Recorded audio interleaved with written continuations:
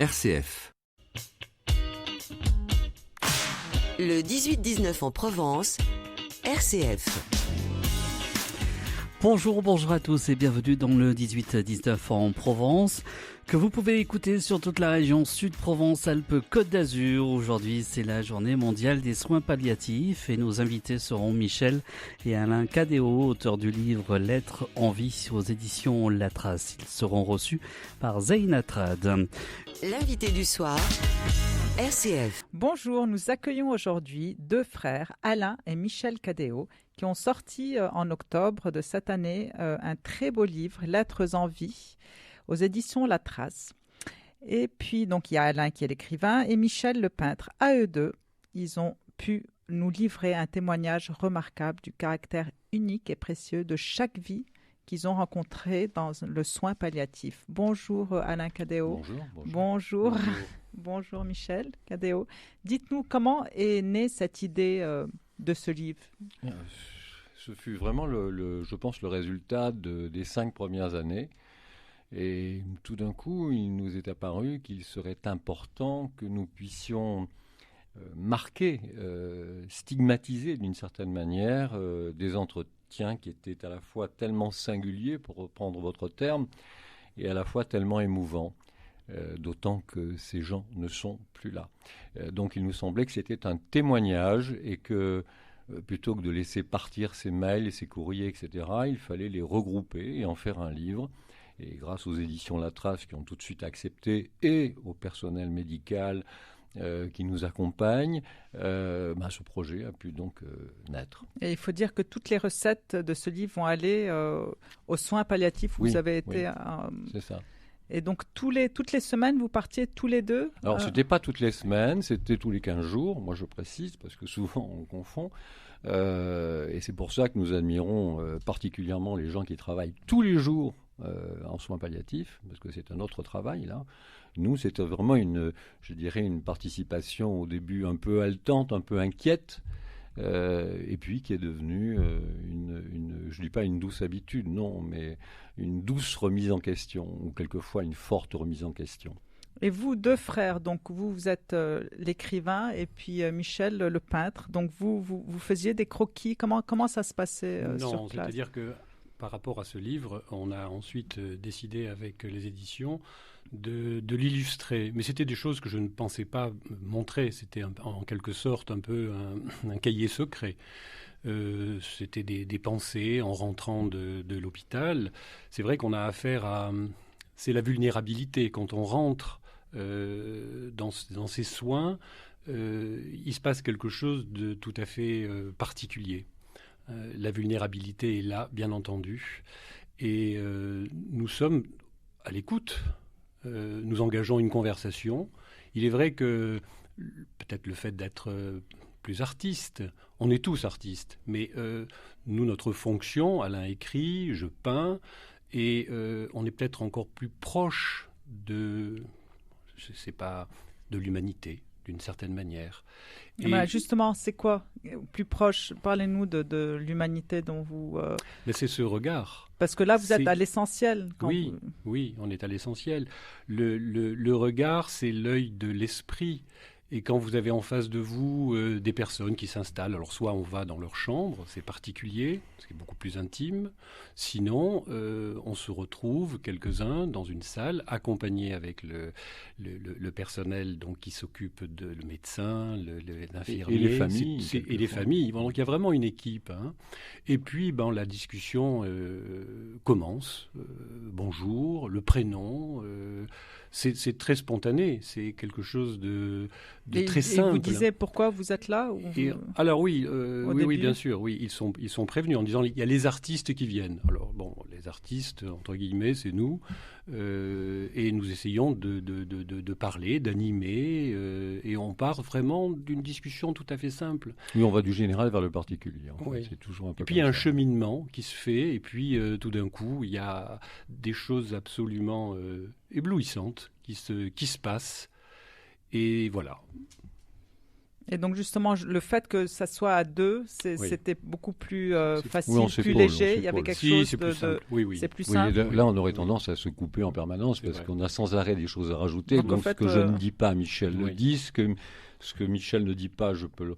Ce qui permet d'avoir des repos, parce que quelquefois, c'est un peu compliqué, quelquefois, c'est douloureux, quelquefois, c'est difficile, et quelquefois, ce sont des rires. Et tout ça, on peut le partager d'autant mieux que nous sommes deux, oui. Radio Édite, c'est du lundi au vendredi à 12h30 sur RCF. Vous écoutez RCF, Agap, sur le 87.7. Allez, les 18h42 minutes. L'invité du soir, RCF. Aujourd'hui, journée mondiale des soins palliatifs, Zénatrade reçoit Alain et Michel Cadéot pour leur livre Lettres en vie aux éditions La Trace. Nous sommes de retour avec Alain et Michel Cadéot pour leur très beau livre Lettres en vie aux éditions La Trace. Dites-nous, par rapport à cette période un peu particulière en mars, la période du Covid, vous n'êtes plus parti et vous êtes revenu quand? En juin? Alors, moi, j'ai continué. Alors, si vous voulez, le projet se compose de la manière suivante. Nous voyons effectivement les patients et le lendemain, après les avoir vus, les avoir questionnés, ils nous ont répondu. Moi, je leur écris très tôt le matin. Et j'envoie donc un mail qui va être transmis par les médecins ou le psychologue aux patients concernés. Et cela n'a plus pu se faire effectivement à partir du mois de mars. Moi, j'ai repris un petit peu cette écriture uniquement parce que j'étais en contact avec la psychomotricienne Delphine, laquelle me disait, tiens, il y a une dame qui s'appelle comme ça, elle vient de tel endroit, elle souffre de ça, etc. Et on a continué cette correspondance, mais sans voir vraiment les gens. Donc ça a été une période un peu difficile. Et curieusement, chaque fois, quand même, les gens nous répondent. Hein. Il y a toujours ces réponses. C'est ça qui est important. Et c'est ce qu'on retrouve dans le livre. C'est ce qu'on retrouve dans le livre. C'est ce qu'on retrouve dans le livre. Excuse-moi Alain, mais c'est ça, c'est ce langage du cœur qui est vraiment traduit. Et Alain, par sa poésie, arrive parfaitement à cerner les êtres, et ils sont bien sûr touchés de recevoir de semblables propos les concernant. Ouais, en définitive, si vous voulez, je crois que en ce qui nous concerne, Michel et moi, c'est vrai que le fait d'être isertiste, c'est un mot que j'aime pas beaucoup, mais enfin peu importe, on n'a pas 36 mots dans nos vocabulaires. Moi je dirais faiseur de son, ou faiseur de lumière, ou faiseur de tout ce que vous voulez. On est un peu des jongleurs, ou capteurs, voilà. Nous met dans cette situation d'éponge. En réalité, c'est ça. Lorsque Michel a évoqué tout à l'heure on a évoqué le mot singularité, le côté singulier des individus, et également le mot vulnérabilité. Oui. Mais lorsque vous êtes face à cette vulnérabilité, il n'y a plus d'habits, il n'y a plus de costume, il n'y a plus de fonction particulière, il y a l'être humain. Et quand on est face à l'être humain, on devient une éponge, et là on essaie de capter l'essentiel de l'être humain. Et c'est répondre à ça qu'il nous faut faire. Et quelque part, la personne que vous aviez en face, ça peut être nous, c'est-à-dire c'est ça, c'est vous. Bien sûr. Nous, vous. Et ce sera nous. Et ce sera tout le monde. Sera... Malheureusement, tout le monde ne peut pas aller en soins palliatifs. Et qu'est-ce que vous avez pu... c'est quoi l'essentiel? L'essentiel, Michel l'a dit tout à l'heure, c'est le regard. L'essentiel, c'est ce qui reste de l'humain quand il naît, croit-il, plus rien. Autrement dit, on le retrouve un peu comme un nouveau-né. Hein, on le retrouve un peu comme un enfant démuni de tout, face à ses peurs, face à ses craintes, face à ses douleurs. Et au fond, là, qu'est-ce qui remonte? C'est l'enfance. Hein, D'ailleurs, vous aviez un très beau témoignage d'une dame où vous lui avez demandé, elle vous a dit « je ne suis rien ». C'était la première chose qu'elle vous avait dit. Et puis après, ça a évolué. Et elle vous remerciait à la fin, c'est ça? Oui. Vous pouvez en parler? C'est une histoire qu'on raconte souvent, mais c'est vrai qu'elle est marquante, elle est particulièrement marquante. Mais je crois que nous tous ici autour de cette table, il y a des moments où nous disons nous-mêmes, nous ne sommes rien. Et si vous n'avez pas en face de vous quelqu'un qui vous renvoie la balle en disant si, tu es quelque chose, mais bon, il faut aider quelqu'un à retrouver ce qu'il est. Autrement dit, ce tout qu'il a oublié. Et pour en revenir à ce langage du cœur, effectivement, de ce rien, On a su rebondir d'une certaine manière et on en a fait vraiment un tout. Et cette dame a commencé à nous regarder peut-être un petit peu différemment. Elle s'est remise un petit peu à parler. Et à marcher. Et puis, chose quand même étonnante, c'est que quelques jours après, je ne sais plus si c'est Delphine ou si c'est Frédéric, enfin peu importe, cette dame s'était vraiment remise à parler. Et quand nous l'avons revue 15 jours après, elle avait un sourire merveilleux et elle nous a dit « Je suis une petite fille ». Je vous assure que ça, c'est quelque chose que vous prenez et c'est merveilleux, c'est très beau. Donc et c'est là, on l'enfance s'est dit... qui revient comme ce Oui, que vous absolument. disiez, Alain. Vous voyez, j'ai un Ouais. autre exemple qui est celui, je pense à Malik, qui est un homme que j'aimais beaucoup, qui était une châtaigne, un homme d'apparence désagréable, comme on dit, révolté, sûr de un lui, anarchie. révolté, etc., Ouais. plein d'anarchie. Ouais. Et puis, ces séances se sont passées, on l'a vu plusieurs fois, puis on s'embrassait comme du bon pain, on était vraiment des frères, quoi. Moi, je trouvais ça merveilleux. D'ailleurs, je l'appelais Saint-François, c'est vous dire. Je disais, Saint-François, tu exagères. Mais sous cette carapace, tout d'un coup, il y avait la tendresse d'un homme qui peut-être par le biais des mots, parce que c'est tout ce que nous avons.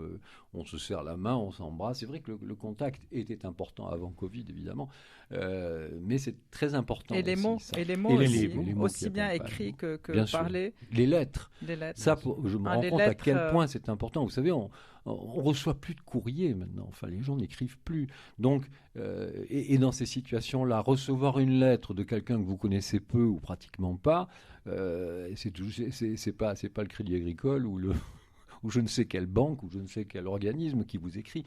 Ça devient très personnel. Donc, je pense que ça, c'est important aussi. Mais il y a 5 ans, lorsque vous aviez décidé, c'est ça, 5-6 ans, de faire cette démarche, c'était uniquement sur le moment même. Vous ne pensiez pas faire un livre Non, pas du tout. Mais disons qu'encore une fois, avec Alain, on a fait souvent ce genre de recherche ou d'expérience. On a déjà travaillé longuement au Baumette.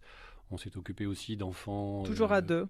Toujours à deux, Oui, oui. Mais c'est vrai que vous avez raison quand vous avez dit c'est peut-être plus facile. Oui, c'est certainement beaucoup plus facile. Puis on est deux frères. Donc nous connaissons depuis fort longtemps. Et peut-être aussi, c'est même moins intrusif quand vous venez à deux, parce que vous êtes occupés parfois de temps en temps à dialoguer ensemble. Et c'est peut-être... Et à rire ensemble. Et à rire ensemble. Alors ça aussi, j'aimerais quand même qu'on le précise. Oui. C'est que bien qu'en service de soins palliatifs, c'est pour ça qu'on l'a appelé Lettres en vie. Hein, en fait, la vie non seulement continue, mais quelquefois elle déborde. Et ce sont des fous rires absolument inouïs qu'on peut avoir. Et moi, je trouve ça, c'est génial. C'est l'équipe médicale, d'ailleurs, qui a trouvé le titre, Lettres en vie. Bien sûr. On a trouvé que c'était très beau. Tout de suite, on s'est dit... il y avait d'abord le mot « lettre de vie », et puis on l'a juste transformé en « lettre en vie ». Ça nous a paru et d'ailleurs, parfait. souvent, les médecins de soins palliatifs nous disent, mais vous savez, nous, on parle des médecins de la mort. Et on rectifie tout de suite en disant, non, on est médecin de la vie. Je crois que c'est une nuance, mais elle est fondamentale. Et c'est vrai que quand on rencontre les êtres que nous rencontrons, que nous avons rencontrés, il est hors de question de parler finalement de mort. On parle de vie, jusqu'au bout. Et donc, il y a le rire et il y a la poésie aussi. Oui, bien sûr, surtout. Oui. Surtout la poésie, oui. C'est une clé. La musicalité des mots, une manière de les agencer, je pense que ce monde a véritablement besoin de poésie, mais pas poésie au sens cucul-à-praline. Hein. Enfin bon, je dis parce que souvent on a une imagerie un peu simpliste de ce qu'est la poésie. La légèreté. La poésie, c'est un agencement de mots qui vous viennent je ne sais comment, surtout quand on les parle. Quand on les écrit encore, on peut réfléchir. Mais quand on les parle, il y a une sorte de visitation qui s'effectue et tout d'un coup, vous trouvez le mot juste. Et quand vous trouvez le mot juste, c'est pour ça que le langage des fleurs est très employé d'ailleurs dans ces lettres. Et j'ai souvent été frappé, Michel aussi, de voir à quel point les patients évoquent le mimosa, l'hortensia, les roses, les arbres, etc. Ça, c'est une souche, si je puis me permettre, qui est très intéressante. Autrement dit, ce qui revient, ce sont ces émotions. Michel employait ce terme très baudelairien, là, les correspondances, si vous voulez, hein, entre les parfums, les odeurs, les couleurs, la synesthésie, hein, autrement dit. Et là, quand on est dans ces situations-là, et ce qui est le cas également de l'artiste, mot que je n'aime pas, vous le savez, la synesthésie fonctionne à plein. Vous regardez quelqu'un, vous savez, je ne dis pas vous savez qui il est, mais vous ressentez ce qu'il ressent. Et puis pour en revenir à la poésie, je pense qu'elle a vraiment une action bienfaisante afin d'avoir peut-être une... Je sais pas, il y a peut-être une ascension spirituelle, il y a quelque un apaisement. chose, un apaisement, et ainsi de suite. Donc voilà, le tout, c'est d'observer. Et c'est vrai qu'il y a souvent aussi des silences. Hein, Comme dans la musique. Comme dans la musique. Et où est-ce qu'on peut alors trouver votre livre? Dans toutes les librairies Absolument. Il est donc les éditions Latras sont un très grand distributeur. Donc il est en principe dans toutes les librairies. Et puis ensuite, il suffit de le commander. Et donc vous avez repris le chemin des soins palliatifs? Oui, bien sûr. Nous devions y être aujourd'hui d'ailleurs. Et puis nous sommes avec vous. Très bien. Merci beaucoup. Voilà. Merci beaucoup Alain et Michel Cadéot. Merci à Frédéric. Alain et Michel Cadéot au micro de Zenaïtra, des reportages à retrouver sur rcf.fr. Vous écoutez RCF à Digne-les-Bains sur le 92 FM.